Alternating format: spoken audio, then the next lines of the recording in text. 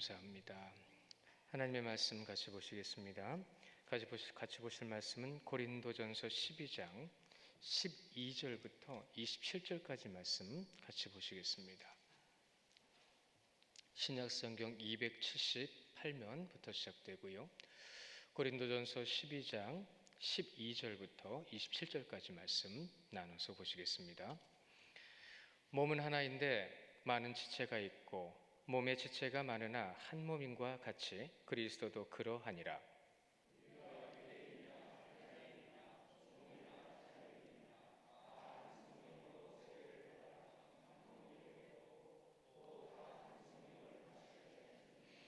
몸은 한 지체뿐만 아니요 여럿이니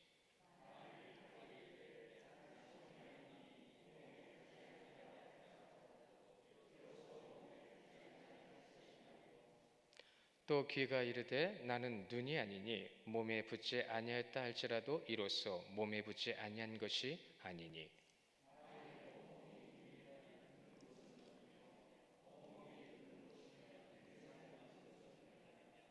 그러나 이제 하나님이 그 원하시는 대로 지체를 각각 몸에 두셨으니 이제 지체는 많으나 몸은 하나니라.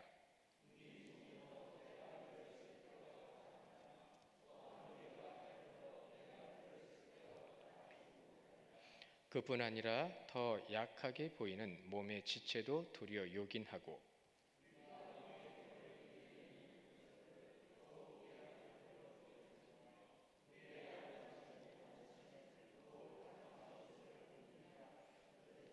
우리의 아름다운 지체는 그럴 필요가 없느니라. 오직 하나님의 몸을 고르게 하여 부족한 지체에게 귀중함을 더하사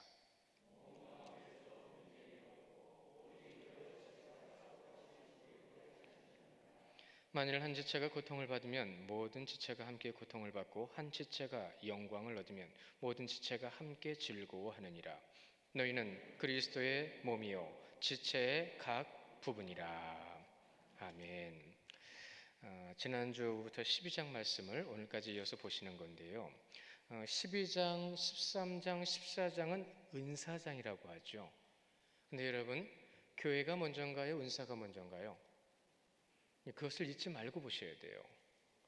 사람들은 은사에 대한 관심이 많고 은사로 인해서 그 은사로 인한 어떠한 판가름에 어떠한 선까지 긋는 모습들을 우리는 지금까지 봐왔습니다. 그러나 교회를 위해서 은사가 있는 거지 은사 때문에 누가 있는 것은 아닙니다. 지금 고린도 교회의 모습, 특히 오늘 이 말씀은 그리스도의 몸이라는 제목으로 여러분에게 우리 다시 한번 말씀을 보시게 될 텐데 이 말씀 보신 분들 많아요. 근데 이 말씀의 정말 중심과 핵심을 여러분이 잘 붙들고 있는지에 대해서는 여러분들이 오늘 이 시간을 통해서도 잘 점검해 보셔야 됩니다. 교회, 이 교회라는 것, 오늘 이것을 마음에 두고 이 전해드리는 말씀 가운데 여러분 주님의 마음을 따라가시기를 원하는데요. 12절에 보시면 같이 보셨죠? 몸은 하나인데 많은 지체가 있고 몸의 지체가 많으나 한 몸인과 같이 그리스도도 그러하니라 라고 하셨습니다. 지난주에도 이어서 말씀드리는 거예요. 여러분, 우리 이 몸과 지체를 통해서 다양성과 통일성이라는 것이죠. 오직 한 분이 주신 것을 통하여 하나님께서 귀한 성도들을 세우셨다는 겁니다. 근데 그렇게 세움받은 성도들이 통일성과 다양성을 인식하지 못하고 있다고 한다면 여러분이 믿는 하나님은 누구신가요? 여러분의 정체성은 어디 있느냐는 얘기예요. 여러분이 진정으로 이 몸과 지체의 비유를 통해서 교회가 어떤 곳인가, 절대적으로 떨어지거나 따로 수 없는 유기체라는 것을 잊지 마시고요. 한 몸이에요. 그래서 그 비유를 들어주신 것 가운데에서 우리는 절대로 무언가는 하지 말아야 되고 무언가는 분명히 해야 된다라는 분명한 여러분의 인식과 기준과 선을 인식하시고 따라가셔야 돼요. 그러니까 분쟁은 절대 있으면 안 되는 겁니다. 분쟁이라는 것은 결국 하나님과 등졌다는 얘기예요. 교회와 등진 것입니다. 적대적인 관계를 오늘 말씀해 보면 13절에 말씀하시죠.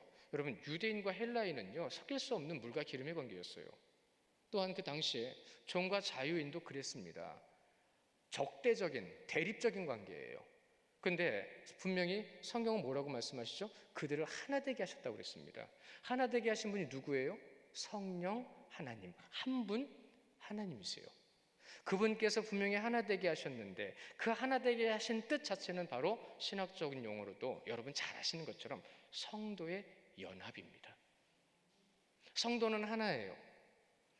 한 몸이고 한 성령께서 주신 것인데도 불구하고 우리가 하나 되기 위해서 노력하지 못했던 모습들을 교회들은 너무나도 많이 가지고 있었어요.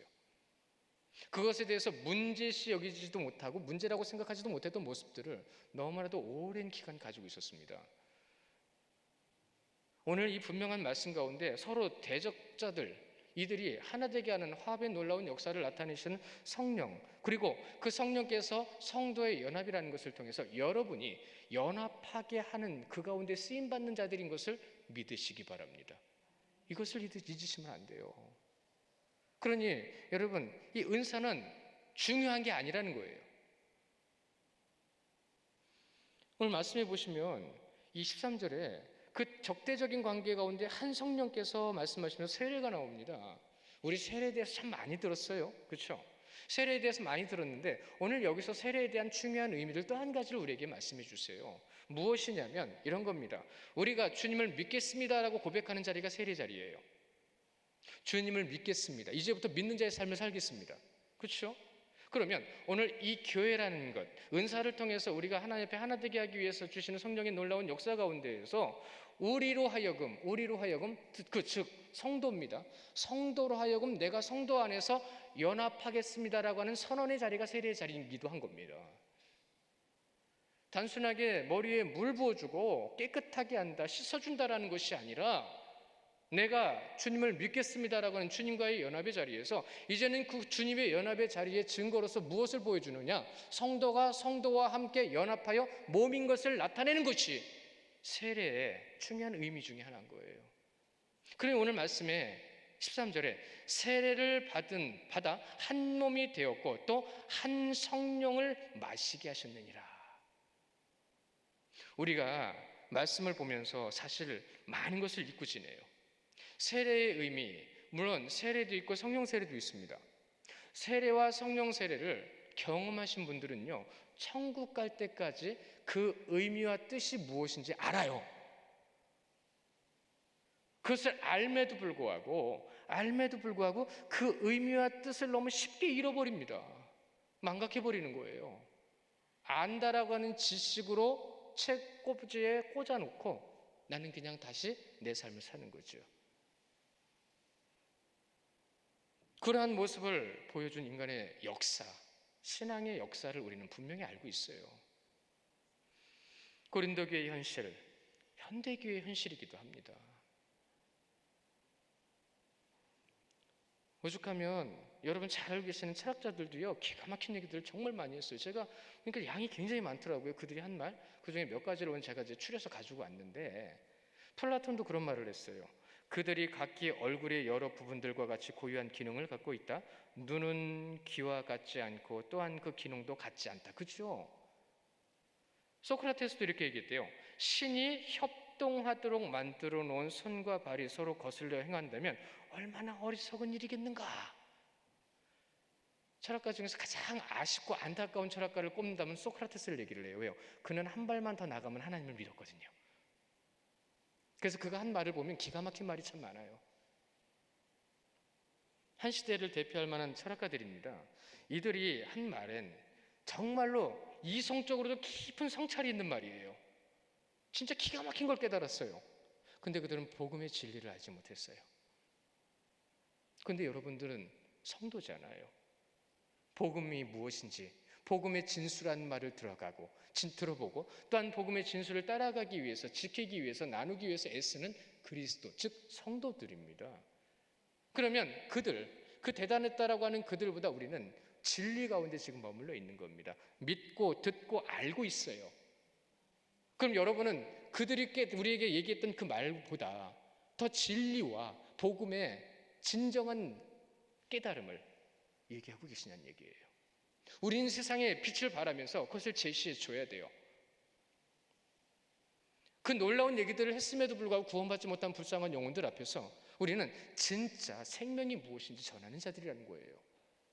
여러분은 어떤 말을 해보시겠습니까? 어떤 고백을 하시겠습니까? 그럼에도 고린도 교회 성도들을 보십시오. 지금 성령이 주신 은사를 가지고 자기를 나타내는데 혈안이 돼 있어요. 자기를 나타내는데. 그러니 자신들이 교회의 주인인 척하는 겁니다. 예수님의 자리에 자기가 있는 거예요. 나를 따르라. 오늘 15절부터 17절 말씀해 보시면 지체를 통해서요, 교회가 어떤 것인지 깨닫게 하시는 말씀을 비유적으로 말씀해 주실 때에 발과 손과 코가 나옵니다. 예, 플라톤은 이 말씀을 눈으로 보지는 못했어도 그는 실질적인 사람의 모습을 통해서 깨달았죠. 우리는 근데 눈으로 보면서 영으로서 말씀도 보고 깨달아 나가고 있습니다. 그런데 그 깨달아 나가는 것 가운데서 우리에게 가장 중요한 것은 이 발과 손과 코의 중요한 기능이라는 것, 그것이 다 모여 있다는 거예요. 주님의 그러한 창조의 놀라운 역사 가운데 그것이 함께하고 있다는 거예요. 로버트 신이라는 유명한 신학자 가끔 제가 말씀 인용해 드리죠. 그가 한 말이, 나는 몸에 종속된 것이 아니라 몸에서 독립된 존재다. 이 말 잘 이해해야 합니다. 종속됐다라는 것이 아니라 한 몸이라는 거예요.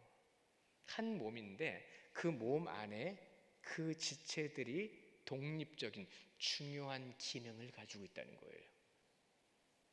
여러분은 어떤 기능을 가지고 계세요? 교회에서 어떤 기능을 발휘하고 계세요? 누구는 잘났고 누구는 못났고? 여러분, 그건 중요한 거 아닙니다. 주님께서 내게 주신 것이 무엇인지를 찾을 수 있는 것이 중요한 겁니다. 여러분은 외모가 다른 것처럼 성품도 달라요. 어떤 분은 굉장히 친화력이 있어서 모든 사람을 모으려고 하는 사람이 있고, 어떤 사람은 그러한 부분보다 다른 부분은 발달돼 있지만, 더 좋은 부분은 있지만 사람들과 화합하지 못하는 분들도 계세요. 그러면 화합할 줄 알고 화합하는 것을 좋아하시는 분들을 따라가면 되잖아요. 그냥 내 것만 주장하고 있는 분들도 있다는 얘기죠. 그것은 성경적이지 못합니다. 주석에서도 교회 안에 개별성은 통일성이 전제된 다양성이다. 좀 그렇죠? 복잡한 것 같은데 사실은 간단해요. 통일성 안에 여러 가지 모양, 그것을 개별적으로 보는 건데, 하나의 몸에서 개별적인 특성 있죠. 특징. 상호 보완적이지 않으면 몸은 몸의 기능을 발휘할 수가 없어요. 그것을 얘기하는 겁니다. 오늘 말씀에서 중요한 의미로 18절에 말씀을 하시잖아요. 그러나 이제 하나님이 그 원하는 대로 지체를 각각 몸에 두셨으니라고 하셨습니다. 저는 개인적으로는 이런 생각도 들어요. 뭐 다 그러신 것은 아닌데, 주일날 보시면 수요예배 때도 보고 새벽 예배 때도 보면 꼭 자기 앉는 자리만 앉아요. 그분 자리인가 봐요. 거기가 지체의 자리가 거긴가 봐요. 그런 생각도 하면서 좋은 부분도 있어요. 그 자리에 누가 없으면 그분 안 오는 거예요. 눈에 확 띄어요. 근데 여러분, 많이 이렇게 어우르십시오. 앉는 자리 편한 대로 앉으시는 건 좋지만 그것이 여러분 자리는 아닙니다. 그거 잊지 마셔야 돼요. 여기는 주님께서 우리에게 허락하신 자리입니다. 주님께서 우리에게 허락하신 자리에서 주님께서 각 몸에 두셨으니라는 말을 했어요. 이 두셨으니라는 말이 중요한 말이에요. 이 말이 에델레센이라는 말인데, 이 에델레센이라는 말이 무슨 뜻이냐면 창조를 의미하는 겁니다. 무엇이요? 하나님의 뜻대로 그 몸을 거기에 두셨다는 겁니다. 그러니 여러분들이 이 시간 여기 나와서 예배하는 것, 여러분이 하나님을 찬양하고 기도하며 주님께로 나가는 그 모습 자체는 누구에 의해서요? 누구로 인해서? 누구를 위해서인 거예요? 오직 한 분, 하나님. 그 성령 하나님께서 허락하신 것으로 여러분은 이 자리에 있는 겁니다. 그러면 그 뜻을 따라서 우리는 어떻게 해야 되는 거죠? 몸된 교회로 아버지 앞에 하나 된 모습이 되어야 되는 거죠. 내게 맡겨주신 것에 충성을 다하며 주님께서 기뻐하시는 것을 찾아가야 되는 거예요. 여러분, 근데 그 몸된 교회를 흔들고 분장하게 만드는 악행이라고 말하고 있습니다. 고린도 교회에 지금 그 문제가 있는 거예요. 하나님의 창조를 거스르는 행위입니다. 그것이 주님이 거기 두셨는데, 그렇죠? 주님이 거기 있게 하셨는데, 그렇죠? 근데 거기 있게 하신 그것을 통해서 내가 불편해요. 그러면 내 불편함에 이 안에 있는 불편은 누가 주는 거예요? 그것을 악행이라는 말로 우리에게 지금 전해주고 계시는 거예요. 악을 우리에게 넣어주는 겁니다. 여러분이 악한 게 아니에요. 그 악함이 휘둘리면 누가 좋아하겠어요? 지금 휘둘리고 있는 교회가 어디예요? 그게 바로 고린도 교회입니다. 성도 여러분, 하나님의 창조의 놀라운 지혜, 여러분 잘 들으십시오. 그리고 오늘부터는 그것을 여러분들이 꼭 머릿속에서 잊지 마셔야 됩니다. 새벽 예배 때도 제자양 시간에도 이런 말씀 많이 드렸는데, 하나님의 창조의 놀라운 지혜는 여러분 눈앞에 서 있는 그분들입니다. 그들의 형상은 누구죠? 누구의 형상? 하나님의 형상. 그러나 그 이 눈, 코, 입이 하나님의 형상은 아니에요. 이것은 하나님의 지혜로 만들어진 겁니다. 눈이 2개이어야 하고, 콧구멍이 2개이어야 하고, 팔이 2개이어야 하는 것은 하나님의 그 놀라운 창조의 지혜의 역사가 우리 가운데 지금 나타나 있는 거예요. 그런데 이 몸을 지금 우리가 어떻게 쓰고 있냐는 거죠. 어떻게 바라보고 있냐는 거죠. 우리의 영은 하나님께서 불어넣어 주신 거고, 하나님의 창조의 놀라운 역사의 가장 놀라운 지혜가 바로 여러분 눈앞에 펼쳐져 있는 모든 것들 중에 가장 대표가 사람입니다. 그 사람을 바라볼 때 하나님의 창조를 우리는 바라볼 수 있어야 되는데, 우리는 지금 사람을 바라볼 때 미워하는 마음, 질투하는 마음, 시기하는 마음을 가지고 있는데, 이것을 누가 넣어준 거죠? 잊지 마십시오. 사단이 넣어준 겁니다. 근데 우리는 그 마음이 자꾸 우리 안에 들어와요. 계속 우리를 공격하기 때문이죠. 창조의 질서, 20절 보세요. 이제 지체는 많으나 몸은 하나라. 이 모든 하나님의 창조의 역사 가운데 여러분, 우리는 교회되게 하셨습니다. 교회를 통해 하나님을 알아가게 하시고, 깨닫게 하시고, 누리게 하시고, 전하게 하시고, 세워가게 하십니다. 12장 말씀에서 말씀하시는 지체의 순서들이 있잖아요. 이 순서들을 신경 쓰지 마십시오. 마지막에 나오는 한 가지에 대한 것만 빼놓고는 이 지체로 인한 순서는 절대로 어떠한 순서를 따지지 마십시오. 어떤 사람들은 이거 순서를 따져서 내가 먼저고 네가 먼저니라는 다툼의 모습들도 있었지만, 여러분 이 머리끝부터 발끝까지는 무엇이 먼저가 없습니다. 하나님이 빚어주신 그대로 생명이 들어간 거예요.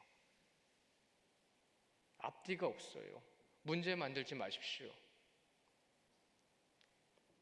우리가 이 말씀 가운데에서 진짜 유기체라는 것에 대한 강조, 그래요, 하나라는 뜻이에요. 떨어질 수 없는 존재라는 거예요. 그러한 존재로서 하나님 앞에 나갈 때에 22절과 23절에 보시면 좀 다른 부류들을 얘기하시네요. 누구죠? 22절에 보시면 약하게 보이는 몸이 있고, 23절에 보시면 덜 귀히 여기는, 또한 아름답지 못한이라는 표현들이 나옵니다. 하나님께서는요, 약한 자를 들어 쓰심으로 누구를 부끄럽게 하신다고 그랬어요? 그렇죠? 강한 자를 부끄럽게 하신다고 그랬어요. 또한 지혜가 부족한 자들에게 누구를 또한 부끄럽게 하신다고 했어요? 지혜 있다고 하는 자들을 부끄럽게 하신다고 하셨어요. 더 정확하게 말씀드릴까요? 지혜 있다고 하는 자들을 멸망으로 몰아가신다고 하셨어요. 그들은 멸망할 수밖에 없어요. 자기가 지혜가 있거든요. 오늘 말씀에서도 이러한 하나님의 놀라운 지혜를 전하면서 약한 자, 덜 귀한 자, 아름답지 않은 이러한 모습들의 표현을 통해서 신학적으로든 또한 목회적으로든 이러한 표현들을 하시는 부분인데, 2가지만 중요한 걸 잠깐 말씀을 드릴게요. 무엇이냐면, 약한 자, 귀하지 않은 자, 아름답지 않은 자를 통해서 진짜 성도를 찾을 수 있답니다. 무슨 말씀인지 아시겠어요? 이런 겁니다. 섬기는 자가 누구냐? 여러분 바나바 잘 아시죠? 바나바는 위로의 사람이었습니다. 바나바는 사람들을 세우는 사람이었습니다. 전면에 나서지 않고 세우고 돕고 위로하고 함께하는 사람이었어요. 그래서 바나바를 통해서 교회가 굉장히 풍성하게 사랑으로 세워지는 모습을 우리에게 전해주고 계십니다. 대표적으로 바나바가 세운 사람이 누구예요?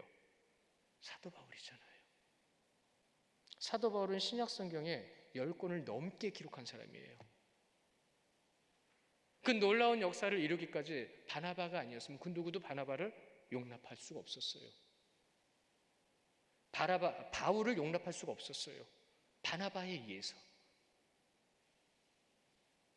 우리도 우리 안에 그렇게 귀한 분들이 있어요. 더 잘 섬기고 더 놀라운 은혜 가운데 사랑을 전할 수 있는 분들이 있어요. 그런데 나서지 못하고 할 수 없어서 지금 가만히 계신 분들도 분명히 있습니다. 그러니 진짜 성도를 찾을 수 있는 좋은 방법 중에 하나, 그러니까 하나님께서는 왜 약한 자를 주셨는지 아시겠죠? 왜 귀하지 않은 것과 같은, 아름답지 않은 것 같은 사람들을 왜 세워주셨는지 거기에서도 한 가지 이유를 알 수 있습니다. 그러나 뒤로 가보시면 고르게 하신다는 말로 그 뜻을 더 찾아갈 수 있습니다. 그것은 뒤에서 말씀을 드리고요. 이러한 것처럼 하나님의 은혜로 요긴하게 쓰임받는 자가 되게 하신다라는 말씀을 이어서 우리에게 말씀해 주고 계세요. 사도 바울처럼 요긴하게 쓰임받은 사람이 세상에 어디 있습니까? 바레트라는 신학자가 있어요. 근데 그분이 한 말을 갖다 그래 맞아 나도 똑같은 생각이야 그러면서 로버튼슨이라는 신학자도 똑같이 말을 했답니다. 그들이 똑같이 한 말을 전해드리면, 작은 눈이에요. 눈은 가장 작지만 세상을 밝히 볼 수 있게 하고 손가락 하나하나는 약하나 같이 함으로 인해 큰 힘을 발휘하게 되고 더욱이 심장과 폐와 간은 눈에 보이지 않지만 사람의 몸을 살게 한다 라는 표현을 했어요. 여러분 안에 이러한 분들이 계십니다. 우리는 그런 존재입니다. 우리는 그런 존재로서 하나님 앞에 몸의 지체가 된 모습으로 하나님 앞에 하나가 되어서 주님께로 나가야 되는 거예요. 그럼에도 불구하고 뭐 하나가 중요하다고 그것만 따지고 있는 어리석은 모습을 인간은 역사 가운데 꾸준히 버리지 않았어요. 뭐가 중요하대요? 뭐가 중요한데요? 교회의 지체는 이와 같이 중요한 것임을 우리는 이 말씀 가운데서 강조하는 말씀이 오늘 이 말씀입니다. 오늘 12장 12절부터 31절까지 말씀이에요. 1절까지 말씀이에요. 교회에서 내가 중요하다고 생각하는 것, 또한 내 주장이 맞다고 말하는 것, 이것을 자신을 나타낸 것이다 라는 정리를 해주고 계시고요. 그것만큼 어리석은 것이 어디 있느냐, 그것은 곧 하나님을 멸시하고 무시하는 것과 다르지 않다라고 전합니다. 하나님을 바라보고 하나님을 믿는 자들은 누구를 나타내죠? 하나님을 나타내는 자들이 하나님을 믿는 자들입니다. 근데 내 말이 맞고 내 뜻을 나타내고자 하는 사람은 누구를 나타내고 있는 거예요? 나잖아요. 예수님께서 제자들 찾아가실 때 제자들이 어떤 자들이었어요? 세상에 나고 천한 자들이었어요. 근데 그들을 통해서 성령이 충만해지고 주님의 그 모든 사역을 감당할 때 세상에 빛을 발했잖아요. 그들을 통해서 육에 속한 자들을 부끄럽게 했잖아요.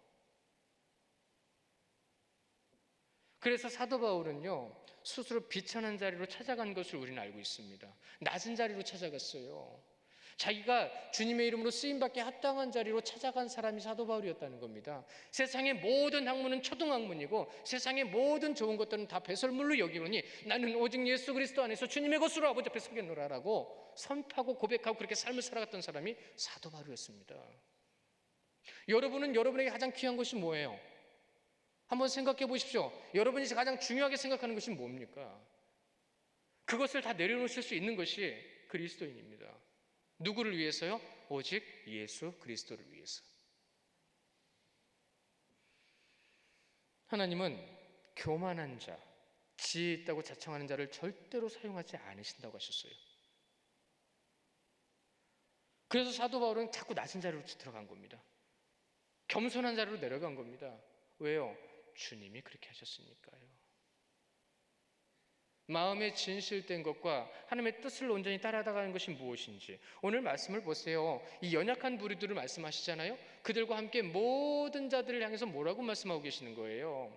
이렇게 말씀하시는 거예요. 하나님이 몸을 고르게 하여 부족한 지체에게 기중함을 더하사라는 말씀. 기중하게 하세요. 여러분은 하나님의 귀한 자녀들인 줄 믿으시기 바랍니다. 여러분은 여러분 스스로가 얼마나 귀한 존재인지를 잘 모르세요. 저보다 여러분들 자신이 더 몰라요. 왠지 아세요?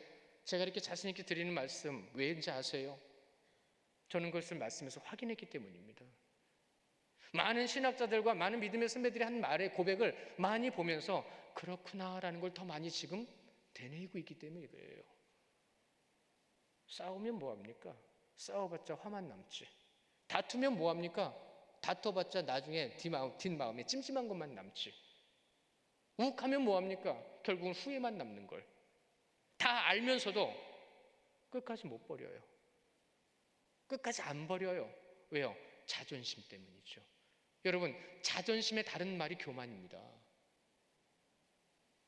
근데 저도 못 버리는 게 있어요. 그래서 말을 더 안 하려고 그러는 거예요. 공식적인 교제 외에는 자제하려고 그러는 거예요. 왜? 제가 나타날까 봐. 그러나 필요한 자리는 가려고 노력합니다. 여러분은 정말로 주님께서 원하시는 자리를 얼마나 찾아가고 계십니까? 여러분 주님께서 원하시는 말씀, 말과 행동과 마음을 얼마나 주님 앞에 보여드리고 계십니까? 여기서 지금 고르게 한다고 하셨잖아요. 좀 어려운 말 같아요. 예, 쉽지 않은 말입니다. 이 고르게 하신다라는 것을 통해서 귀히 부족함이 없게 귀히 여김을 받게 귀히 여긴다라고 말씀하신 건데, 이 고르게 하는 이 시네 케라센이라는 말, 이 시네 케라센이라는 말은 이겁니다. 화합한다는 뜻이에요. 화합하게 하심을 통해서 우리를 귀하게 만들어 주신다는 거예요. 귀함을 알게 하신다는 거예요. 세상 연약하고 볼품없고 연약한 자들을 누가 돌보죠? 그래도 여유 있고 할 수 있는 사람이 돌보잖아요. 그렇죠? 돌보게 되면 힘을 얻죠.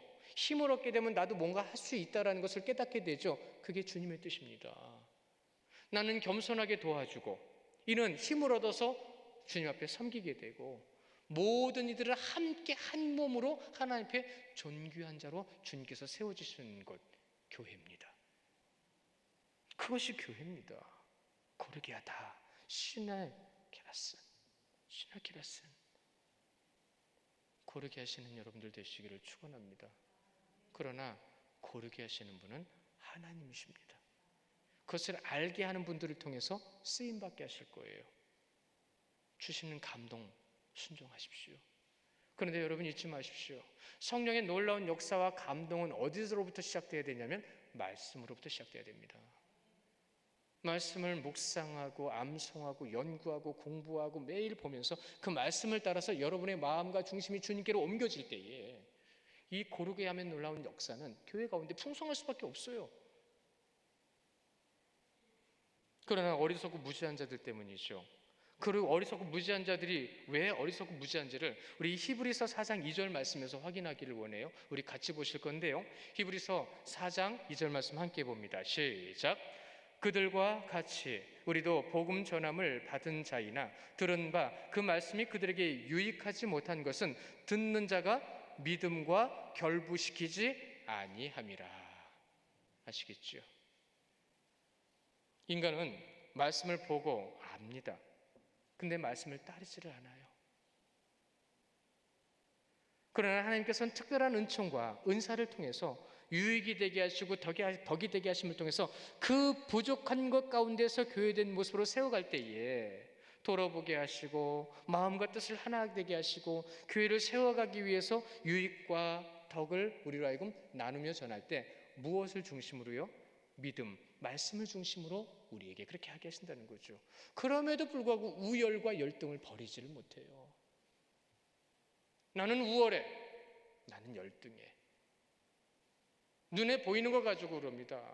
근데 여러분, 눈에 보이는 것은 잊지 마십시오. 반석 위에 모래와 같습니다. 모래로 지은 집과 같습니다. 아니, 모래 위에 집을 지은 반석을 모래 위에 집을 지은 것과 같습니다. 근데 우리는 반석 위에 지음받은 자들이잖아요.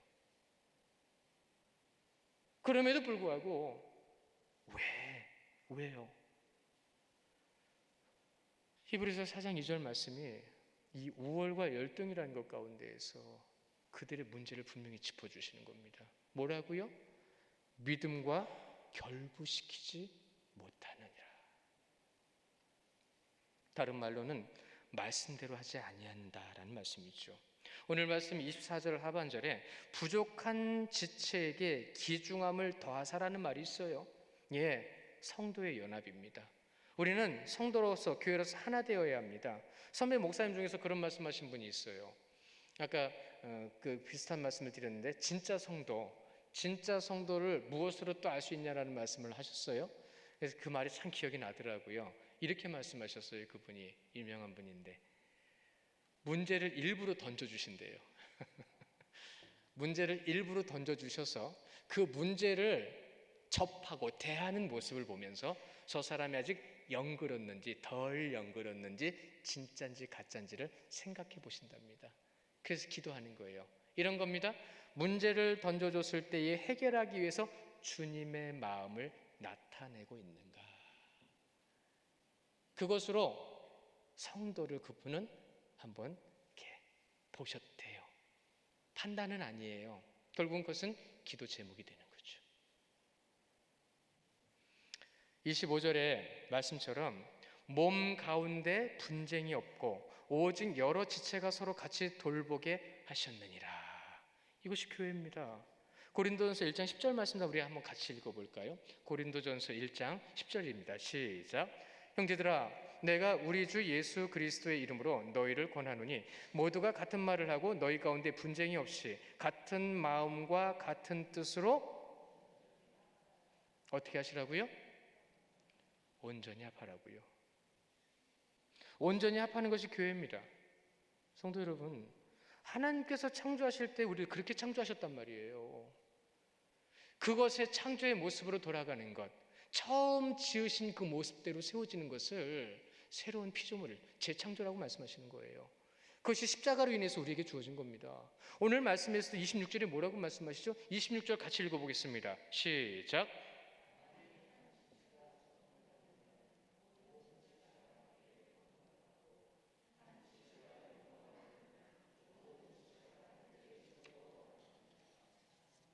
아멘. 우리는 한 지체입니다. 그것이 교회입니다. 그러면 누구의 고통에 이렇게 관심 갖는 거, 누구에게만 관심 갖는 거, 가까이 있고 친한 사람에만 관심 갖는 거, 여러분 이것은요 하나님의 창조의 질서에서 벗어난 거예요. 나는 하나님의 창조의 질서에서 벗어났다고 스스로 증거하는 거예요. 그러나 이제는 알게 됐습니다. 그것이 아니다라는 것, 잘못된 것을 알게 됐습니다. 그것을 알게 되었다고 한다면 이제는 교회의 한 지체임을 알아서 모두의 고통과 모두의 즐거움에 함께하는 것, 지금부터. 그래서 우리 주일날 이렇게 예배함을 통해서 한 걸음 한 걸음 주님께로 나아가는 거예요. 그렇게 알게 된 것을 통해서 나타내고 증거하면서 주님 앞에 세움받는 거예요. 주님 주신 말씀대로 듣고 보고 알게 되었으니까 그것을 따르는 자, 그가 바로 성도입니다. 성도가 있는 곳이 교회입니다. 여러분 잘 아시는 히포크라테스죠. 의학의 아버지라고 하는 히포크라테스. 그분이 이 몸이 유기적인 관계라는 것을 이렇게 표현했어요. 함께 고통을 받고라고요. 아까도 잠깐 말씀드렸는데 플라톤 있죠? 플라톤도 이렇게 얘기했대요. 손가락 하나가 다치면 몸 전체가 고통을 당하듯이라고요. 근데 여러분 잘 아시는 마틴 루터 있죠? 더 분명하게 얘기합니다. 더 자세하게 얘기합니다. 그래서 우리로 하여금 그렇게 하라고 말씀하시는 것인데 한 발 한쪽이 짓밟혔습니다. 손가락이 삐었습니다. 온 몸은 무엇을 하는가 그때에 라고 하면서 얼마나 눈은 찡그리고 코는 움찔하고 입은 소리를 지르며 모든 지체가 협조하여 도움을 주려고 전부 동원되지 않는가. 이것은 밟힌 것이나 삔 것이 발이나 손만이 아니라 지체 그 몸인 것이다 라고요. 그것이 교회입니다. 그 교회를 세우기 위해서 그 말씀대로 따라가는 자들에게 덕과 유익을 위해서 주신 것이 은사입니다. 없어도 되는 거예요. 그러나 함께 고통받고 함께 즐거워함에 그것을 깨닫고 느끼게 하기 위한 영적인 체험과 능력을 우리에게 주시는 거예요. 함께 보실까요? 27절 말씀 시작. 너희는 그리스도의 몸이요 지체의 각 부분이라. 아멘. 근데 여기서 그리스도, 우리 너무 잘 알잖아요. 그리스도가 누군지. 그런데 원문에서 이 그리스도는 크리스토스라고 해가지고 소유격으로 쓰였어요. 뭐예요 그러면? 우리는 누구의 소유라는 거죠? 우리는 그리스도의 소유라는 겁니다. 그리스도의 소유로서의 우리 진정한 정체성을 지금 말씀해 주고 계신 거예요. 우리 지금 세 절 말씀 함께 쭉 보실 건데요. 그 말씀에도 이 뜻이 분명히 있다라는 걸 중심에 두고 같이 읽으세요. 골로새서 2장 19절 말씀부터 볼 겁니다. 시작. 머리를 붙들지 아니하는지라 온 몸이 머리로 말미암아 마디마다 힘줄로 공급함을 받고 연합하여 하나님이 자라게 하심으로 자라느니라. 머리를 인정하지 않는 옳지 못한 이들에게 말씀하시는 거예요. 머리는 그리스도다. 또 에베소서 4장 15절 말씀입니다. 시작. 오직 사랑 안에서 참된 것을 하여 범사에 그에게까지 자랄지라. 그는 머리니 곧 그리스도라. 아멘. 한 절 더 보실게요. 에베소서 5장 23절입니다. 시작. 이는 남편이 아내의 머리됨이 그리스도께서 교회의 머리됨과 같음이니 그가 바로 몸의 구주시니라. 아멘. 이 머리가 남편이 아내의 머리됨은 분명히 앞에서 말씀드렸어요. 실제적인 머리가 아니에요. 하나님의 형상을 따라 상징적으로 하나님을 보여줘야 되는 존재라고 말했어요. 그러니까 머리의 역할이 아닙니다. 상징의 역할이에요. 그럼으로 인해서 나 자신도 하나님의, 우리 아내된 분들도 누구를 향해 이것을 알려주는 부분. 그래서 남자는 머리를 가리지 말고 여자는 그것에 복종하는 의미로 머리를 가리라. 기억나시는 분들은 더 깊이 묵상하시면 좋을 것 같고, 그러니 어찌 지체를 소홀히 여길 수 있겠습니까? 우리는 지체를 소홀히 여길 수 없어요. 성도를 향한 이러한 모습이 있다고 한다면 자기 스스로 그리스도인의 몸이 아니다라는 것을 증명하는 것밖에 안 되는 거예요. 우리는 지금 그리스도의 몸이지만 아직은 내가 내 영역과 마음과 삶이 그러지 못해서 몇 명만 하고만 친할 수도 있어요. 그러나 이것을 넓혀 가셔야 됩니다. 지경을 넓히듯이 넓히시고 또한 마음과 믿음 가운데 하나님의 뜻이 나타나는 것을 그 모든 사람과 함께 나타낼 때에 간디가 얘기한 것처럼 다이너마이트를 들고 있는 그리스도인들, 그 사랑을 들고 있어 그 사랑을 터뜨리면 세상을 변화시킬 수 있다는 말, 저 보지 마세요. 제가 뭘 하는 걸 갖다가 기대하지도 마세요. 저를 통해서 하나님께서 무슨 일을 하기를 원하시는지를 찾으세요. 혹시라도 제가 문제를 던져드리면 그리스도의 마음으로 세워가세요. 혹시 그리스도의 말씀을 온전히 전한다고 한다면 순종하세요. 제 말이 아니잖아요.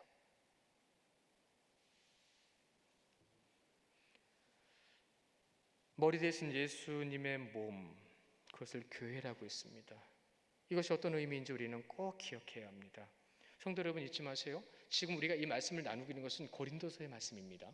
고린도서의 말씀을 잘 기억하고 정리하셔야 돼요. 고린도가 지금 고린도 교회가 지금 무슨 문제를 가지고 있어요? 분쟁입니다. 뭐 때문에 분쟁이 일어났어요? 은사 때문에 분쟁이 일어났습니다. 그 은사 때문에 일어난 분쟁 때문에 뭐가 지금 흔들리고 있어요? 교회가 흔들리고 있어요. 교회가 흔들리고 있는데 은사는 있어도 되고 없어도 되는 것 가지고 자신을 나타내는데 그게 있고 없고의 사람들이 분쟁을 일으키기 시작한 거예요. 우열과 열등, 있고 없고, 이것을 통해서 서로 싸운 겁니다. 없어도 되는 것 가지고. 제가 가끔 말씀드리잖아요. 없어도 되는 것은 그냥 없어도 됩니다. 여러분에게 가장 있어야 되는 것 하나만 붙잡으셔도 돼요. 저는 그것을 사랑이라고 말씀드리고 싶어요. 그리스도의 몸 된 교회가 싸우면 안 되잖아요. 근데 지금 얼마나 많이 싸웠고 싸우고 있습니까? 그러므로 우리 모든 말씀, 세워지는 이곳이 어떤 곳인지 분명히 인식하실 수 있어야 돼요. 하나님께서는 교회를 세우신 교회의 직분자들을 세우셨어요. 이 직분자들을 세우셨는데 여기 전제가 분명히 있습니다. 이 직분자들에게 분명히 말씀하신 것이 오늘 말씀 31절 말씀이에요. 오늘 읽지는 않았지만 12장 31절 말씀입니다. 이것을 따르지 않는 직분자들 있어요. 말씀을 보지 않는 직분자들도 있습니다. 잊지 마십시오. 직분과 은사는 교회의 유익을 위해서, 덕을 위해서 주신 거예요. 그러니 덕을 나타내는 자들이라고 한다면 직분자 역할을 감당하는 거 맞습니다. 오늘 말씀 끝으로 28절부터 보시면은 직분자 세 부류의 사람들이 나오고 은사의 몇 가지가 나옵니다. 간단하게 말씀을 드리면 그런 거예요. 사도가 먼저 나오죠. 사도는 뭐예요? 보냄받은 자예요. 주님의 대리자, 주님의 사역을 위임받은 자예요. 선지자는 누구예요? 대변자입니다. 대리자입니다. 말씀을 대신 전하는 자예요. 교사는 누굽니까? 교회를 세우기 위해서 성장시키는 자들이 교사예요. 근데 이들이 은사와 굉장히 밀접하게 관련되어 있는 이들이기 때문에 이렇게 말씀하고 있는 겁니다. 그들에게 하나님께서 은사를 주세요. 가르치는 은사, 사랑의 은사, 이러한 은사를 많이 주시는데 그 은사가 없이 내 마음과 내 이성으로만 하려고 그러니까 곡물 안 들어간 맷돌처럼 돌소리를 내는 거죠.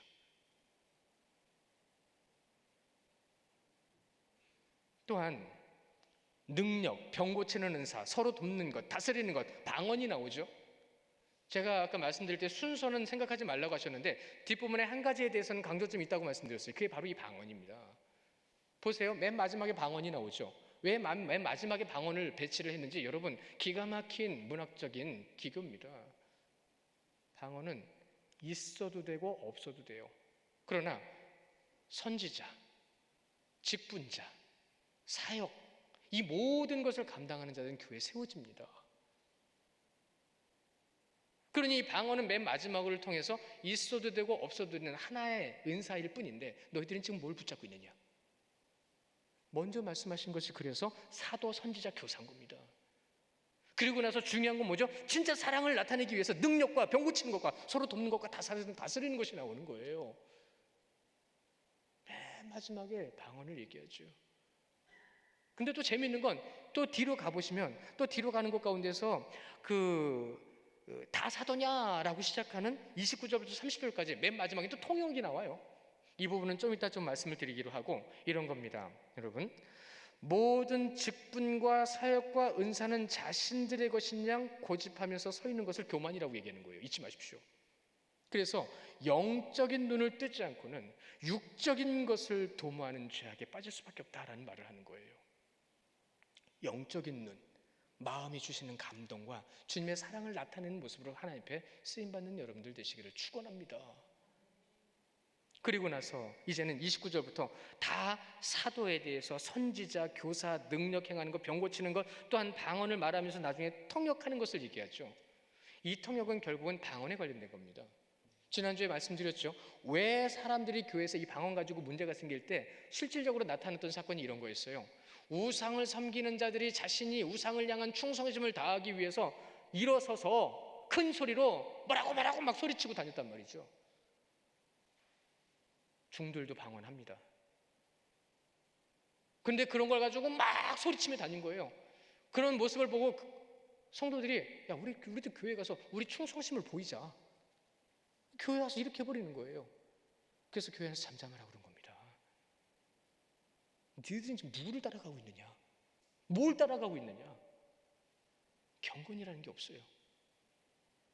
방언, 통변하는 사람들이 있고 내가 방언을 통해서 어떤 내용으로 방언하고 있는지를 아는 사람들이 있어요. 그러나 방언하는 부류 중에서는 내가 무슨 방언을 하고 있는지 모르는 분들도 있어요. 하나님과 나의 일대적인 1대1 영적인 교제의 대화를 통해서 하나님께 부르짖는 것이기에 우리는 다 할 수 없어요. 그래서 하나님께서는 통역도 구하라고 말씀하신 거예요. 특히나 교회에서 막 나타내고 싶어가지고 막 그런 사람들이 뭘 가지고 여러분 그렇게 나타내서 하는 방언은요 또 문제 있는 방언이에요. 그것을 통변할 수 있는 능력까지 은사까지 또 주셨단 말이죠. 방언은 있습니다. 주님께서는 지금도 많은 역사를 이루십니다. 그 이루시는 것 가운데서 그 은사가 먼저가 되면 안 돼요. 단호하게 여러분 은사는 사랑만이 있어도 됩니다. 오직 사랑이었으면 아무것도 아니라고 말씀하셨잖아요. 안타깝게도 고린도 교회는요 하나님의 뜻에서 많이 벗어난 것을 지금 우리는 많이 확인했고 봤습니다. 직분자를 세울 때에도 사역을 감당할 때에도 은사를 나타낼 때에도 얼마나 세상적인 방법과 인간적인 방법으로 그들이 지금 교회를 섬긴다고 자칭 교회라고 말하고 있는. 그런데 문제는 너무나도 많았잖아요. 세상의 영향을 받은 그들의 모습. 그렇게 해도 되는 줄 알았던 거예요. 그렇게 해도 되는 줄 알았던 거예요. 하나님을 믿는 자는 그분의 말씀과 그분의 뜻을 따르는 자라고 말씀하셨습니다. 그렇다면 지금 우리는 그 믿음의 이치와 행실을 성경적으로 지금 나타내고 있을까요? 여러분에게 질문을 드립니다. 그렇게 하고 계십니까? 믿음의 척도라고 그랬습니다. 그 믿음의 척도를 통해서 우리는 분명하면서도 냉철하게 우리를 돌아봐야 돼요. 하나님을 믿는 자는 그분의 말씀과 그분의 뜻대로 서는 자라고 있습니다.